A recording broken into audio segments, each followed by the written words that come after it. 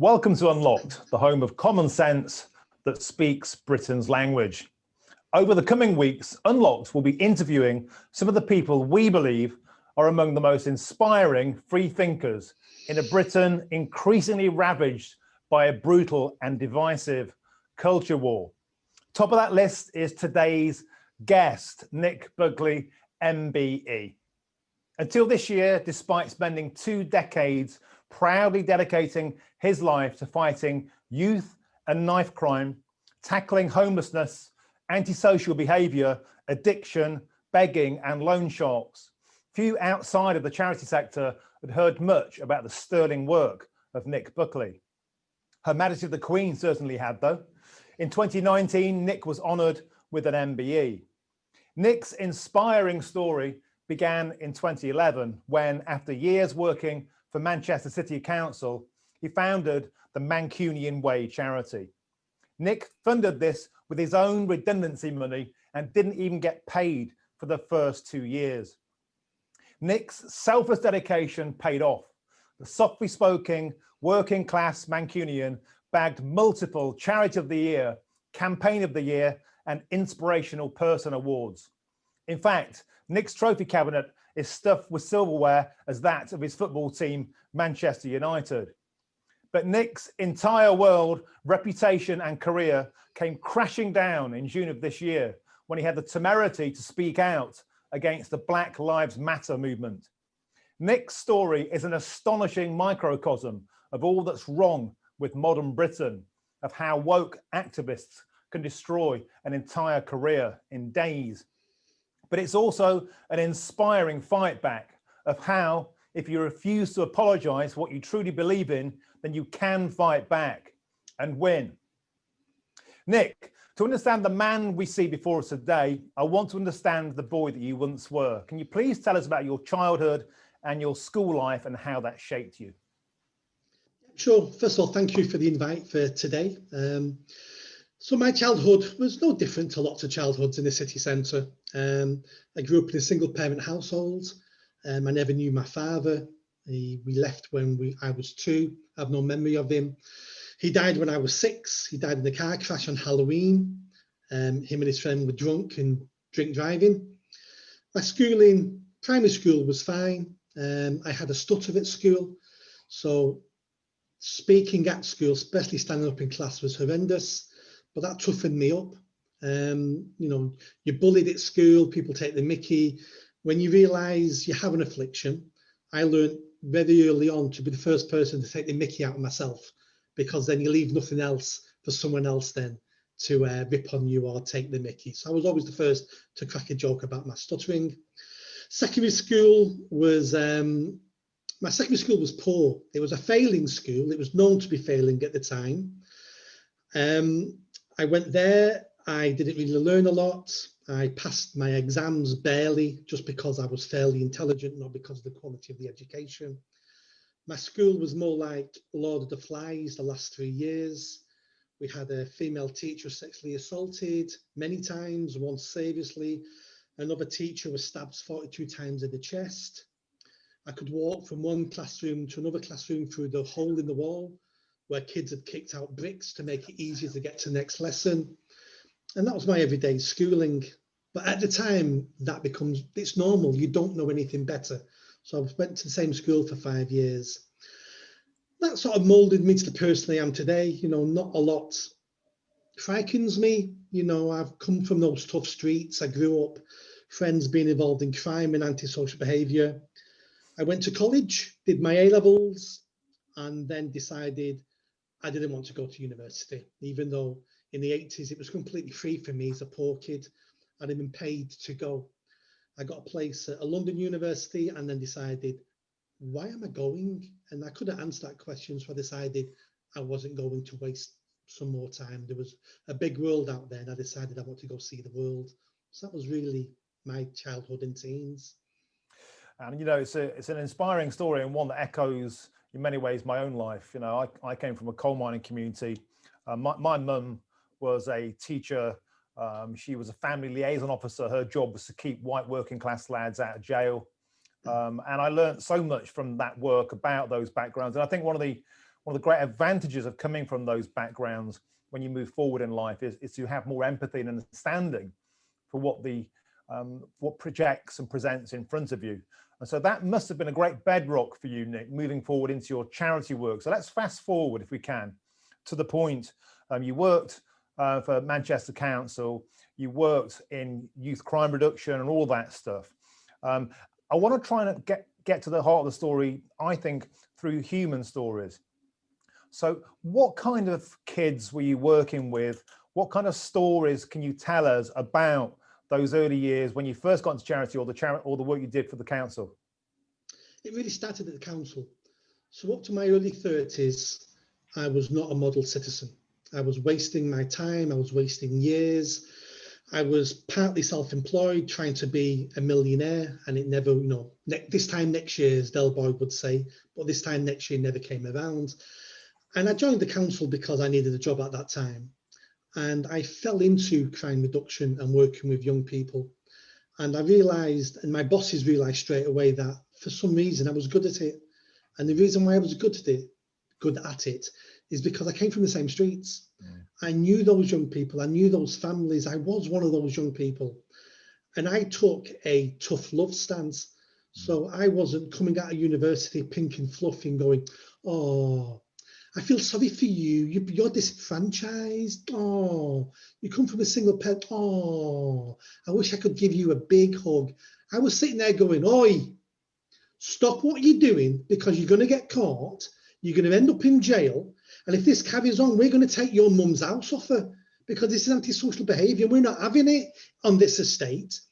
So don't give me your excuses, pal. I'm not having it. You need to get back into school. You need to work harder, because without an education, you're going to be a drain on this society, on this community. Is that what you want? Because that's what's going to happen, pal. And I know. And don't give me your sob stories, and don't make excuses, because I know you're lying, and I know you're lying to yourself. Think about what you're saying. You can do better. You're a better person than the person you think you are. You've got skills, you're intelligent, you live in one of the best countries in the world, who are going to give you an opportunity after opportunity and after opportunity. And don't sit there and tell me a victim doesn't work with me. And I could see these young people's faces going, right, he's not like the others. He's not like that woman I spoke to last week who felt sorry for me, who's now going to take me to McDonald's and make me feel better. This man is like my uncle. This man is like my dad. This man is like everybody else I know in my neighbourhood. You can't pull the wool over his eyes. And because of that, I got results. I got parents who would hold me in high regard and phone me up and say, Nick, can you come round to the house off the record and have another word with him, because he's beginning to go off the rails again. And I would jump in my car and I'd drive round and I'd say, what are you doing, Jimmy? You said you weren't going to do this anymore. I was sat there when you promised your mum you weren't going to do it. And how dare you speak to your mum like that? Because your mum is the only person in this world who loves you unconditionally and will always love you. And you're going to speak to her like that. And it's about, I held people to account, and I told people cold, hard truths. And that's why I was successful at the council. And then that moved me into setting my own charity up as well. It's astonishing. I mean, I really can just hear my mum in you. That's exactly what she was like. In fact, she talks to me like that quite often. And she certainly talked to the lads that she looked after. She was trying to keep them out of Borstal. That was her job. And these were lads who came from backgrounds of every social malaise you can think of, from heroin addiction, alcoholism, domestic violence, sexual abuse, every social malaise going. But yeah, tough love was what was doing it for her too. And they took to her almost like this mother hen, this matriarch. You obviously had that power too, just to make them stop and listen, because that softy approach isn't working. So Nick, when you moved into setting up Mancunian Way, what was the ethos behind that? What were your objectives, and how much success did you have, and how quickly? So the charity was set up really because of the riots in 2011 in Manchester city centre. So at that point, I was based in the city centre police station at Buckley Street. And I'm looking out of the window at the riots that evening. And in my hand was a letter from my council bosses saying, we're making your team redundant. We can't afford any more prevention work in the city. Not their fault. They had huge cuts to make. So I decided to take the money on the table and carry on the work I'd pioneered, but do it better, because working for a big organisation, especially the council, your hands are always tied, there's always red tape. So I left, set a charity up and thought to myself, I know what I'm doing, I know what works, I've seen it work for 10 years, but I can improve on this. So I hired some youth workers and we started working on the streets again, going to the places young people hung out, where there's reports of low-level crime and antisocial behaviour, and we started working with them on the evenings on the streets. So not in the youth clubs, because these kids have been kicked out of the local youth club, they've been kicked out of school. These are the ones who are leaving to figure out life by themselves. And they're making mistakes because they've not got the guidance at home or the guidance at schools. And it's their fault, and they need to take personal responsibility for that. But there's no point just blaming them if we're not giving them designed help specifically for them. So we worked on the streets and we started getting results straight away. And some of it was serious results.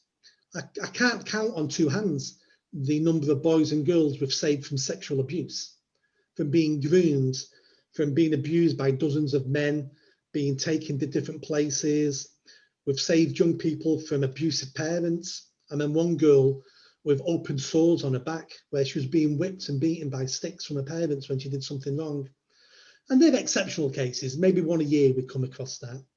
But dozens and dozens of young people who are decent young people who are just lost, who were exactly like me when I was 15, 16, 17, fatherless, rebelling against your mother because she's female and you think you're a man now, looking at the world as something to beat, something to overcome, instead of embracing it and looking at society and going, I'm part of society, not I'm against society.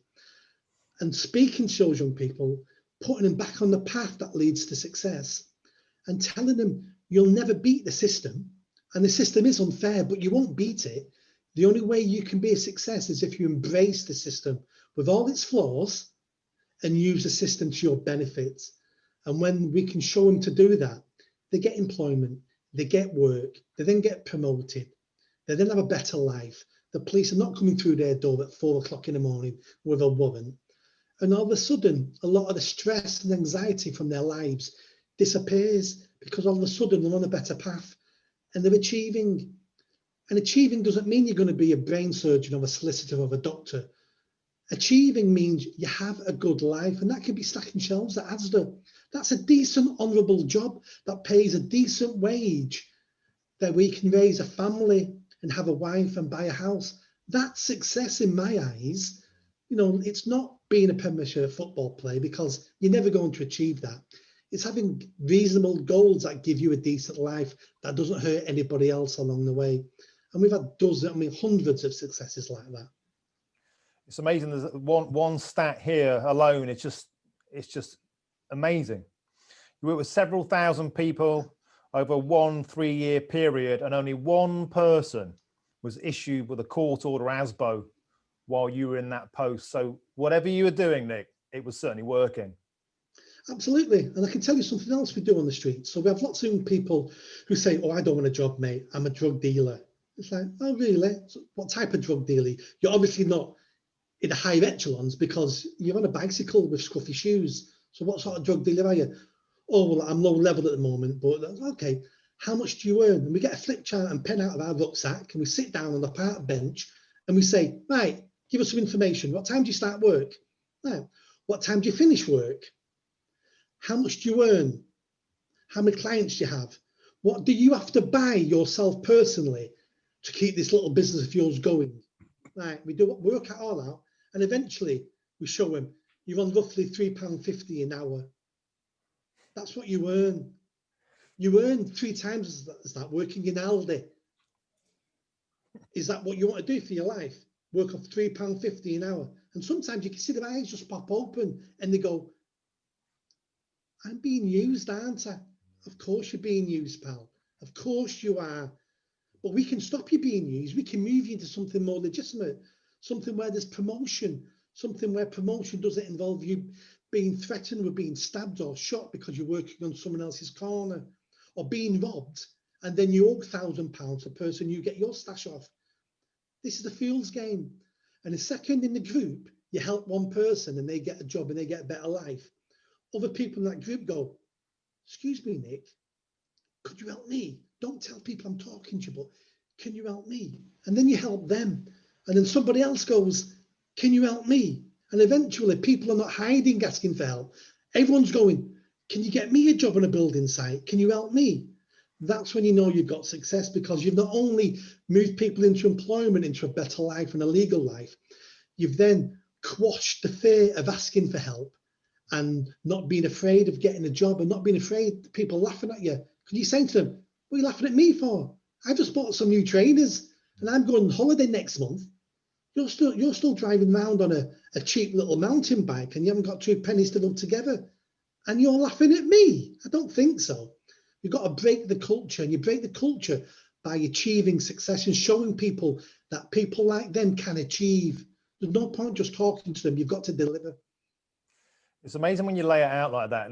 The prospect of sitting down on a park bench with a drug dealer and getting a flow chart out and making them understand the futility and the fact that they are being manipulated by the Mr. Bigs, call them what you want, and they're just a pawn in the game.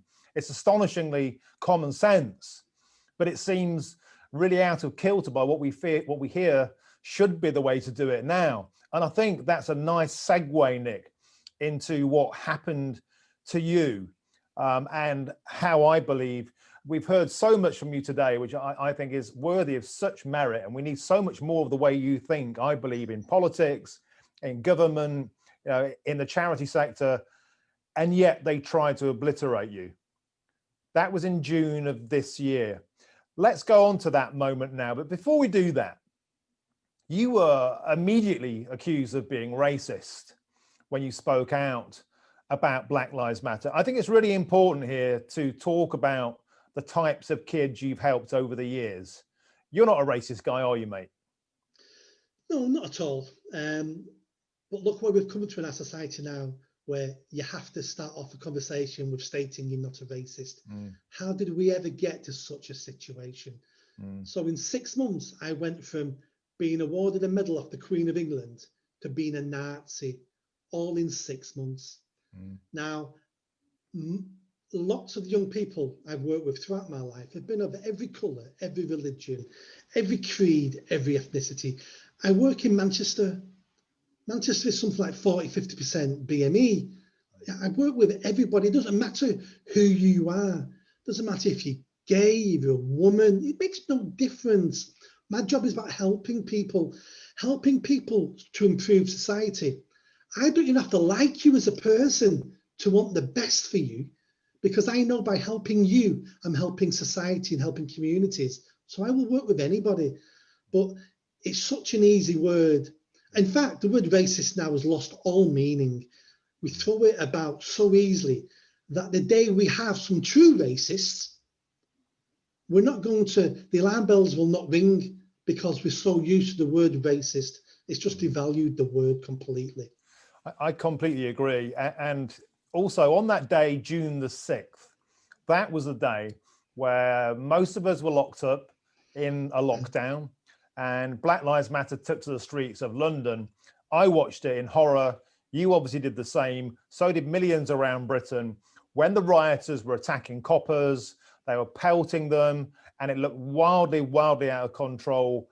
It suddenly became abundantly clear that this wasn't a movement for racial equality and peace. It was something scary. And you wrote a blog, didn't you? This was a specific flashpoint that caused this. You wrote a blog, and you referred to what was happening as a new fashion craze, and in part an opportunity for anarchy. And these words, which actually I completely agree with you, I said the same thing at the time. Do we even know who Black Lives Matter are? Do you know what this self-prescribed political movement even wants? According to their own website, they want to end white supremacy, disrupt the prescribed nuclear Western family, and dismantle the patriarchal practice. They are fancy words. What do they mean? Nick, tell us, what did you interpret all those words to mean? So when I read the website, I was completely shocked. And I read the website and I thought to myself, this is not an anti-racist movement or organisation. This is a Marxist organisation. Everything they're stating is a reflection of Marxism and communism. They want to overthrow capitalism. And I'm reading this thinking, what has this got to do with racism, which exists in every society, in every country, which I'm against? And the vast majority of people marching on the streets think they're marching against racism. But we're using racism as a Trojan horse to bring in Marxism and communism into our everyday life. And my blog was all about trying to raise the warning sign, saying, this is what it's about. If you agree with this, then fantastic, go march and support Black Lives Matter. But if you think this is purely around racism, then you're mistaken. So I was just trying to ring a warning bell with people. And that blog, the first line of that blog started off with something like, of course, Black Lives Matter. Everybody in this country believes that statement. Yeah, and it was astonishing. You also said they are calling for the destruction of Western democracy and our way of life. Now, anybody who'd been a student of the Black Lives Matter movement, which I have been for years, had seen this coming. And you are, I believe, absolutely correct to say they tried many times to overthrow democratic votes, because let's face it, these kind of political movements get annihilated at the polling booth. Nobody wants hard socialism in the left, or they've got Joe Biden. So let's see what happens in America. But certainly it was a spearhead for something more nefarious. And I completely agree, and many do. But anybody who challenged that came under stiff opposition. And you really ruffled a few other feathers, didn't you, when you referred to George Floyd's previous criminal convictions, which you're perfectly entitled to do because they were out there as a matter of public record. And you were saying that these demonstrations will focus on the unlawful death of a career criminal. Absolutely. And I think I said in that article as well that George Floyd did not deserve to die that day. We shouldn't be police, judge, jury, and executioner in any country. He needed a fair trial for the crime he was committing that day of forgery. But he was a career criminal. We now know he had a loaded gun pointed to a pregnant black woman's belly as he robbed her. That's why he went to jail at one of the points. He went to jail 9 times, I believe.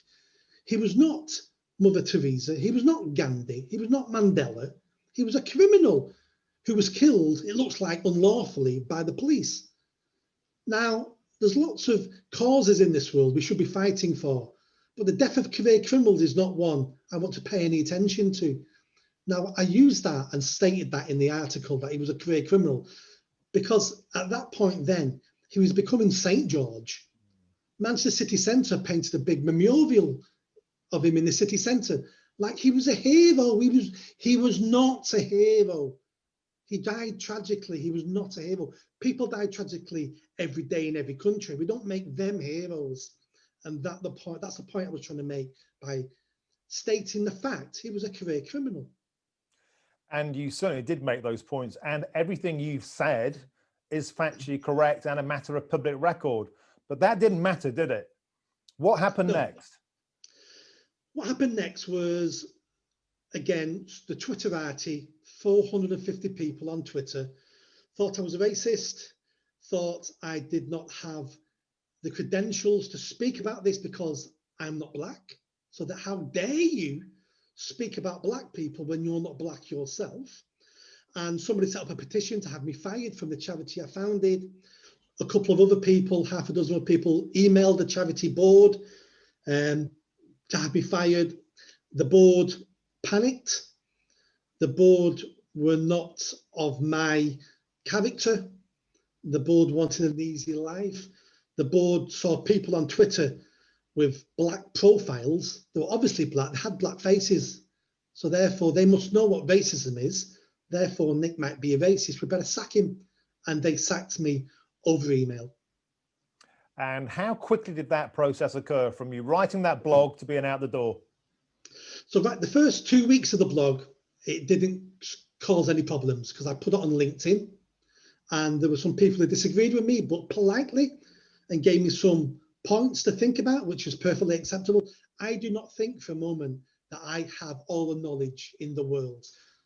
I always want to learn off other people, but then someone copied the link off LinkedIn, put it on Twitter, and then it went crazy. So from it hitting Twitter to the complaints to being sacked, it was something like 6 days.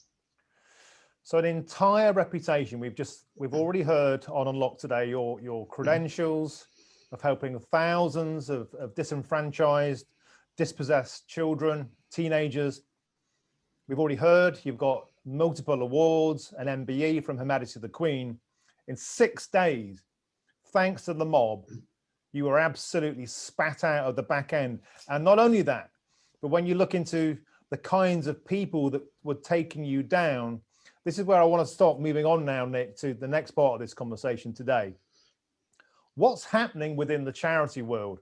Because without going into any details, you were getting messages saying, please know that we will be doing everything in our power to have you removed from your position. Expect us. And that is somebody else from a charity in Manchester. The charity world turned on you, didn't it, Mike? Didn't it, Nick? Absolutely. It seemed at the time the world turned on me at the time.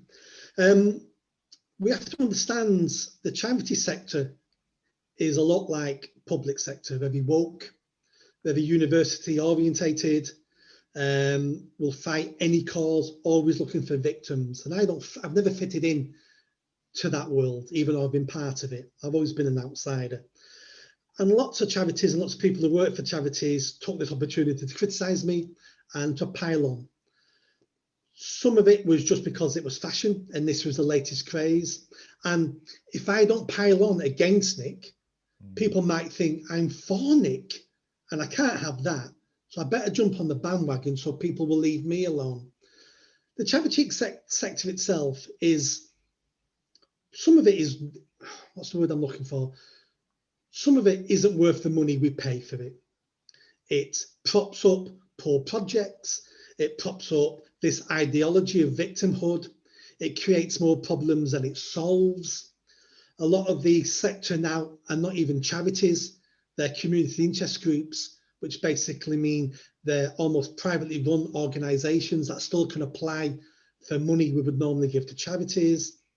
The third sector needs looking at. It's part of the problem.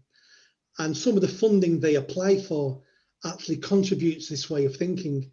Because if you're applying for funding that you can only achieve if you're fighting one of the social justice causes, so unless your project benefits disenfranchised women or black people or Muslim people or LGBTQ people, then the money you can get is dramatically reduced. So you're incentivized to look for these social justice causes and to bang on about them, because that's where your money comes from. You've got an interest in this, and all this does need looking at.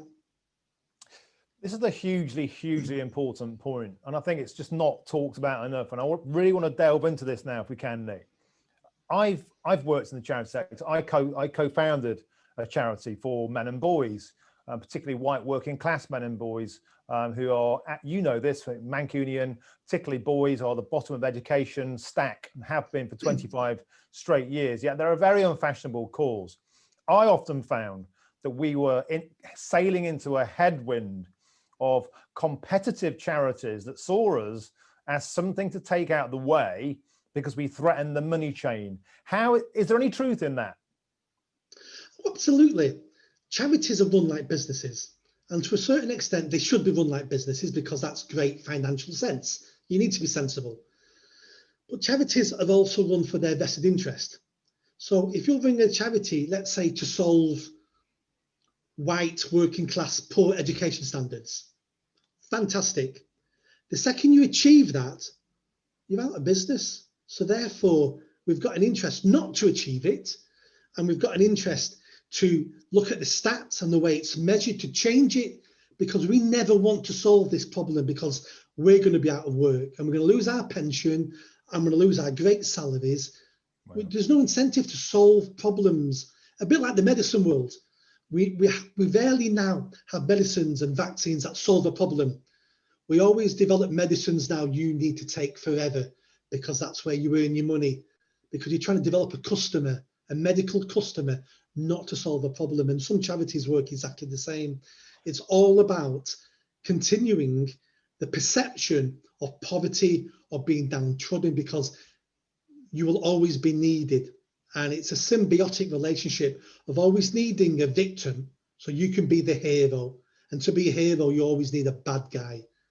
Are you saying, and I don't want to put words in your mouth, are you saying that, for example, a charity that's wanting to set out to end racism doesn't want to end racism, but more than that, it wants to signal boost the grievance of racism to keep itself getting more funding?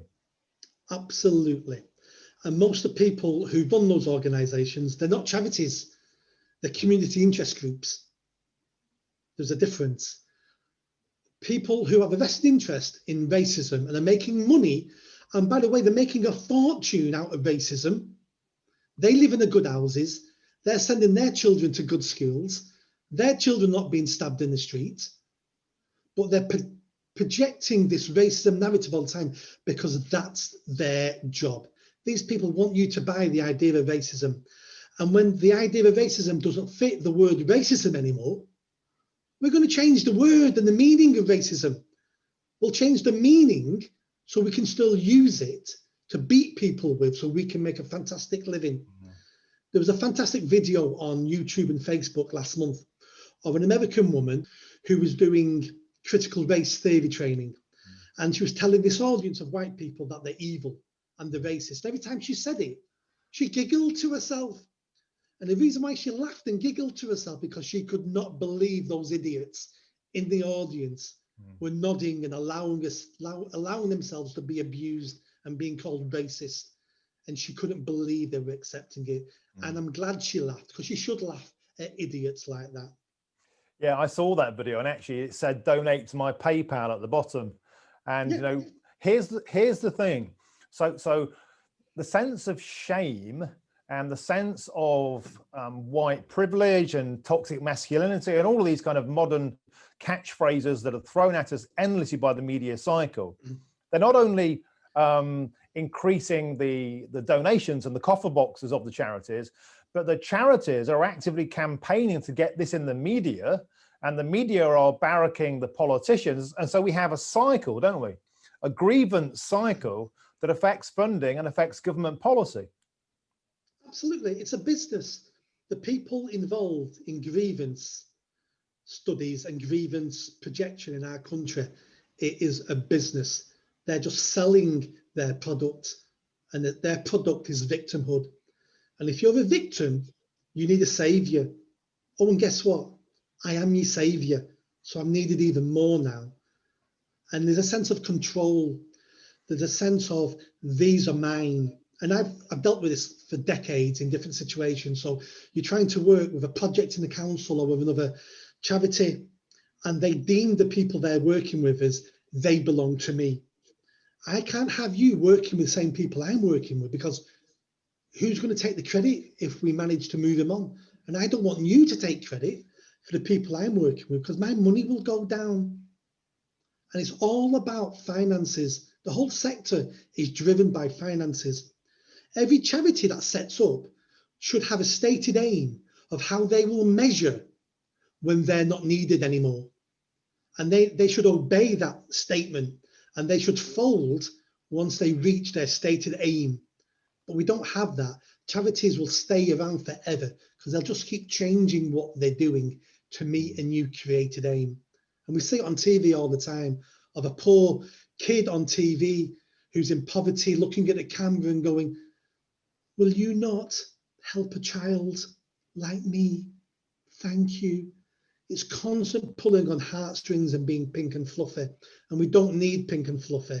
We need reality. We need to fix problems, not to make people feel better about themselves for giving a couple of quid.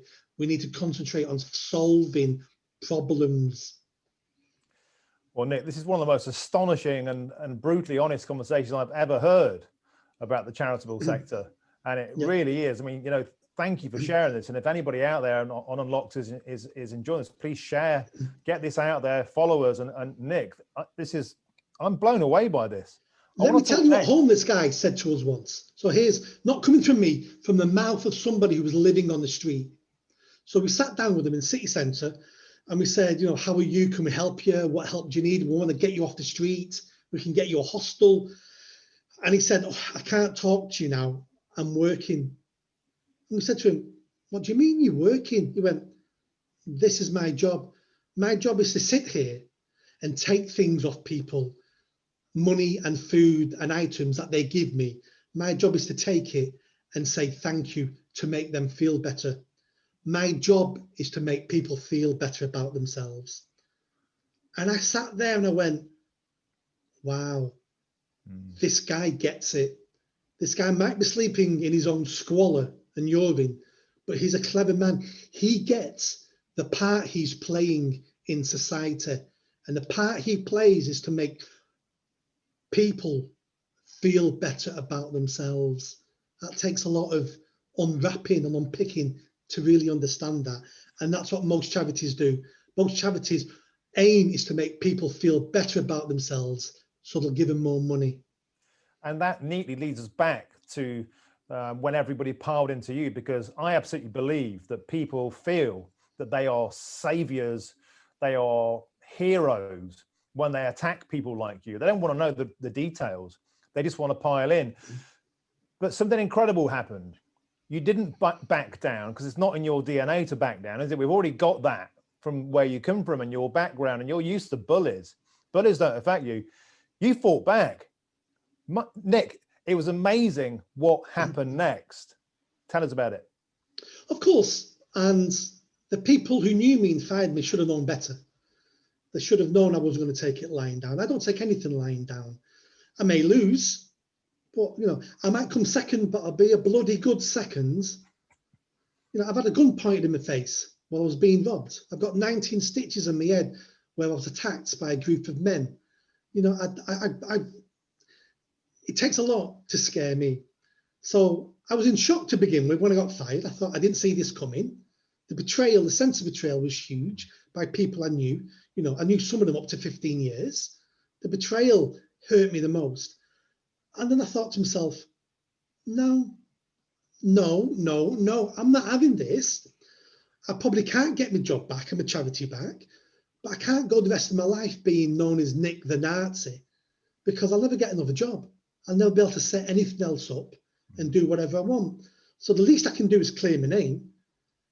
And I realized I've got nothing else to lose now. I'm not afraid. I've got nothing to lose. A man with nothing to lose is a dangerous animal, because there's nothing controlling him anymore. So I thought, I'll have a bit of this. So I went online, started to fight back, joined the Free Speech Union, took people on, contacted the press, said, do you want a good story? I've got a good story for you. And I just went all out. Let's get my story out there. Let's tip the table up and let's see where the cards fall.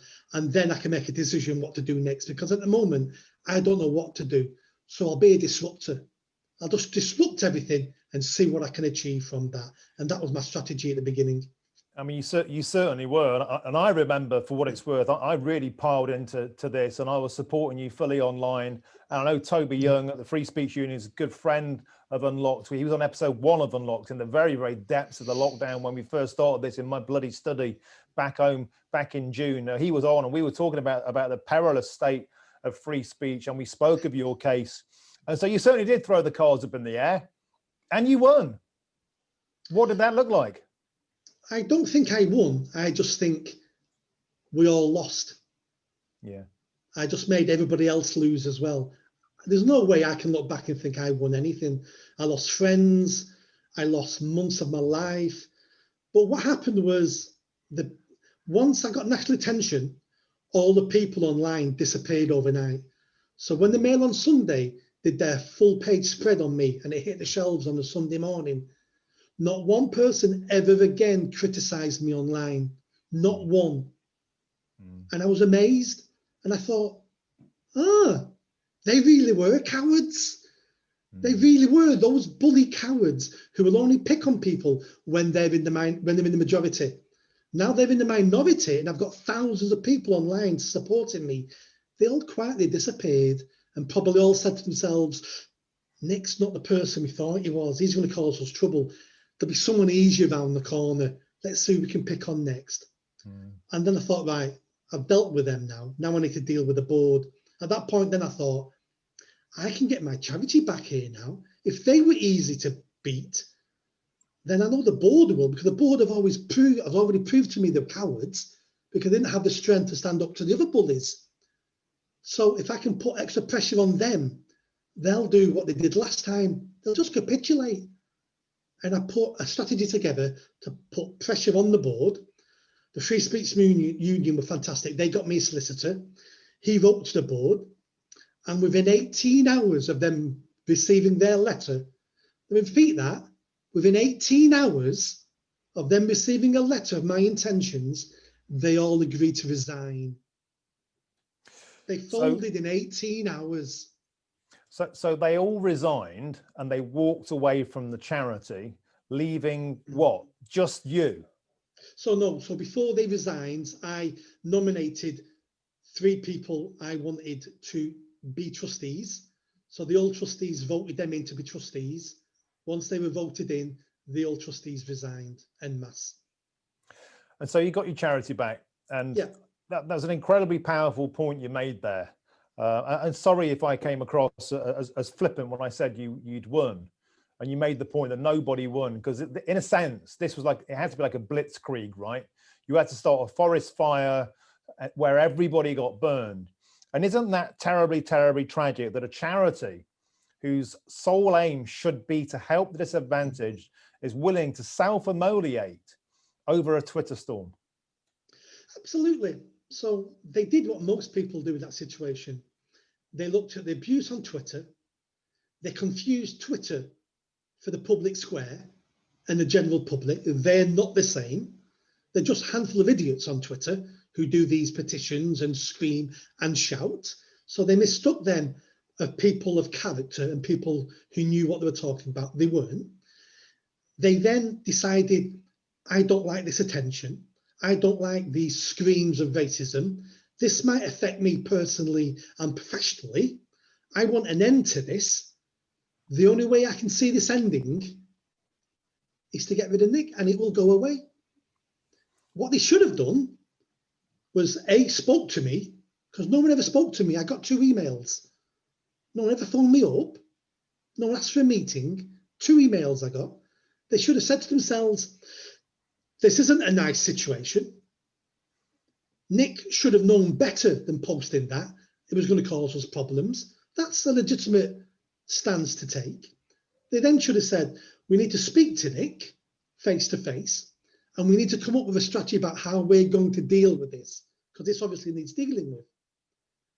If they would have done that, I would have taught them that this Twitter storm will be over in 7 days, because Twitter storms start and end so quickly. Yeah. And what they would have had on their side, which they didn't eventually, they would have had me on their side. And I'll tell you now, I would have fought to the death for them. But they decided, and it must have been, I think it was basically the weighed up their convenience against my friendship. And unfortunately, my friendship was found wanting. You know, it's amazing what happened, because that article you talked about in the Mail on Sunday was shared 82,000 times, and it had thousands and thousands of comments. And no matter what you say about the Daily Mail, if you look at the below the line comments on the Mail, it's a pretty accurate temperature gauge of what British people think. Not all of them, but a huge majority of Middle Englanders who aren't on Twitter. They're not the ones driving these petitions. They're not the one calling for people's heads on pitchforks. They're just the ones who watch in the background. And I think, Nick, that your case represented more than just one case alone. It represented a fight back of ordinary people who had been standing by for years, watching people get cancelled, watching their careers eviscerated, their reputations torched. And they were just waiting for somebody to stand up and fight back. And you were that man. Now, you did that. But what's the landscape now for you? Presumably, are you persona non grata?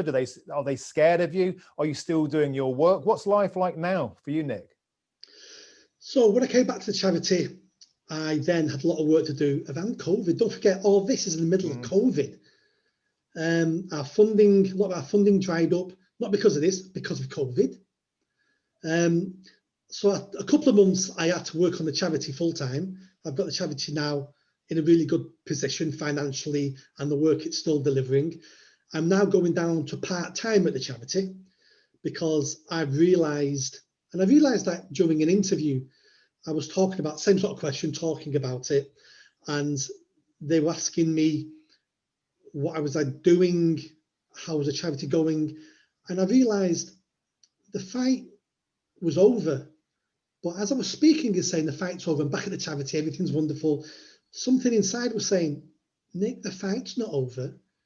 You've won one battle here, you've got your charity back, but you're not the type of person who now is going to go, I'm okay, Jack.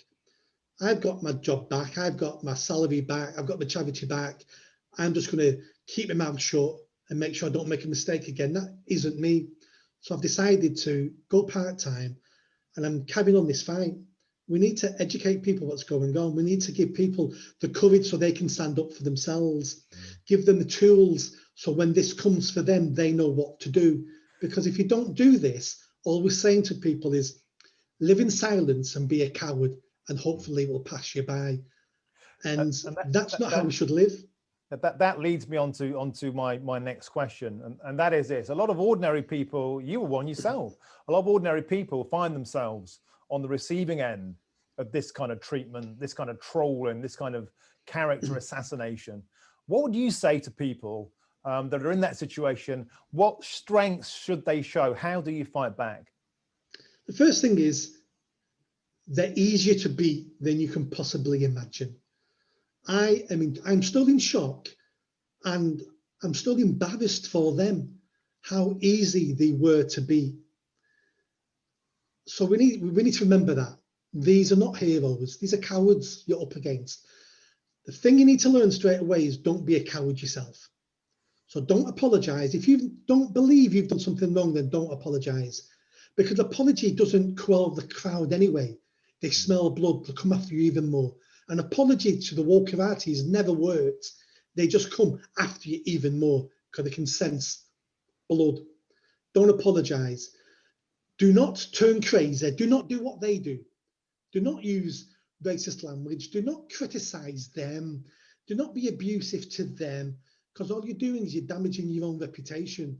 You need to stand above them and go, I'm a decent person. These are my views. This is what I believe in. If you don't agree with me, absolutely fine. I'm not saying I'm right, but this is what I believe. And then you need to look for allies. Everybody needs to join the Free Speech Union. If you enjoy speaking, then you need to join, because you don't know when you're going to need them. I never thought I would need them, but I did. Look for people like me. Reach out to me. Reach out to the people and say, this is happening to me. Can I have some advice? Can you give me a phone call? I spoke to Toby Young when this was happening. He phoned me up, and we had a good 1 hour conversation. And that was the first time I ever got it off my chest, that I spoke to somebody who knew how I felt, who knew what was going on. And even if that had been the end of it, it made me feel better. It made me start to understand that I wasn't the thing people were shouting that I was, because you have self-doubt. Only a psychopath doesn't doubt when hundreds of people are saying you're wrong. And I'm a reflective, decent person. Of course, I start looking inside going, maybe I am wrong. It's a possibility I'm wrong. Of course it is. But then when you speak to people, you realize, no, I'm not. So reach out to people like me. I will give anybody help and time. I've done it several times up to now. And then look at a fight back. How can you fight back? Because if you've lost everything, don't worry about it. If you've lost your job, fight back, because your employer probably sacked you, just like the board sacked me because they don't want the hassle. Well, let's give them some more hassle. You might not get your job back because of it, but do you know what? If when your employer or another employer is thinking about sacking someone else, they'll think twice next time, because I might get rid of this hassle today, but the employee will give us a lot more hassle tomorrow. Let's start giving consequences to people for making cowardly decisions. At the moment, there is no consequence for being a coward. I want people to be afraid of acting cowardly, because if we can make them afraid, they won't be cowards anymore. You know, Nick, this might surprise you what I'm about to say next, but I'm about to compare you to Evel Knievel. Do you remember Evel Knievel, the stunt rider? Of course I do. Yeah. We're of a certain age. I once interviewed Mr. Knievel when I worked on FHM magazine in 1998, and he said something to me that I've never ever forgotten, and I'm reminded of it today.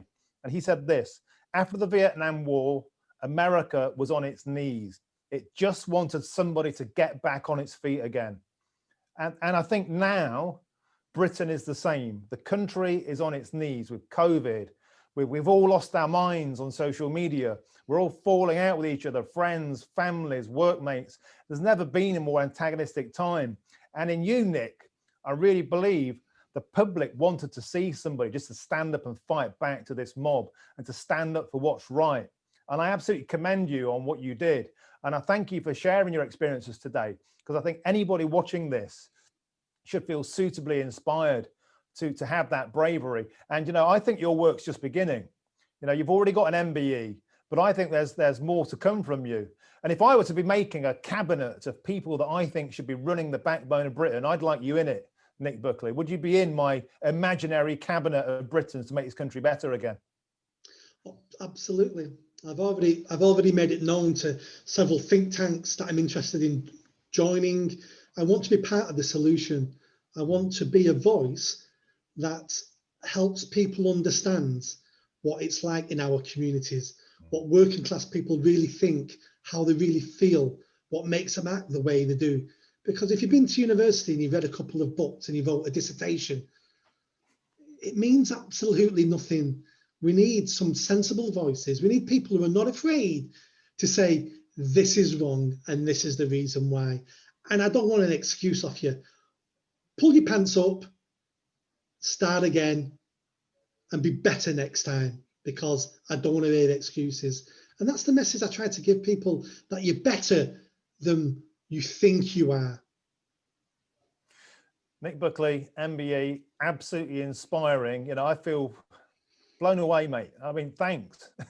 What can I say? I mean, I really feel like we've unlocked you today. I mean, you're waiting to go. You're just full of such knowledge and passion.